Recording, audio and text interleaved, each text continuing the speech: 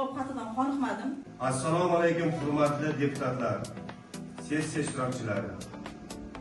Bugungi 7-chaqiriq xalq deputatlari Ohangaron tumani kengashining navbatdan tashqari sessiyasida xalq deputatlari Ohangaron tuman kengashiga saylangan 24 nafar deputatlarning 17 nafari ishtirok etmoqda.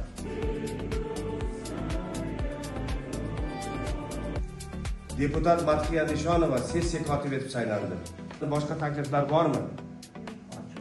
Yo'q bo'lsa kun tartibini ovozga qo'yaman. Rozilar?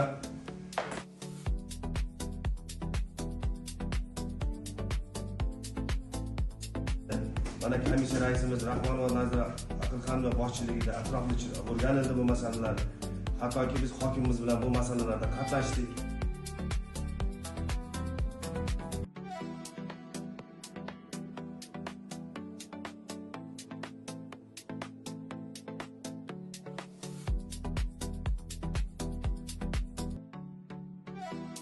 Hangicha davom etadi degan savol berdik, so'rovlar berdik, lekin o'sha 489-sonli qaror bo'yicha bu amalga oshiradi degan qisqagina biz javob xati oldik. Men bu javob xatidan qoniqmadim.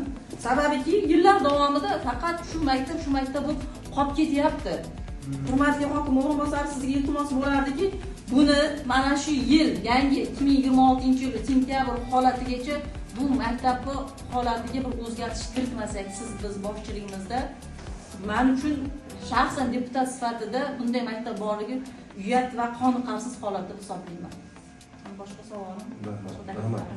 Bilamizki, talabchan insonlarda ham talab o'zgargan.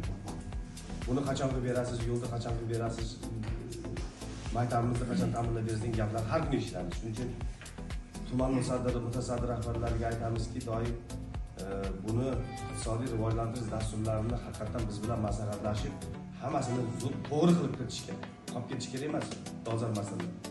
Kim buni otalib olgan? Bu otalib olgandan keyin majburiyati qanaqa bo'lgan? Shunda yo'qda hamma manbasi bor. Demak, respublika byudjetidan mablag' mudofaa vazirligiga berilishi va mudofaa vazirligi orqali jasorat maktablariga, demak, bevosita ta'mirlanishi va jihozlanishi belgilangan.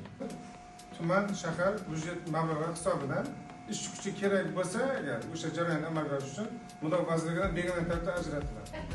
Masalasi respublika darajasida hal qilinadigan masala. Biz hozir faqat 18,5 million summani mana stollari uchun elektronniy dasta uchungina ajratdik xolos.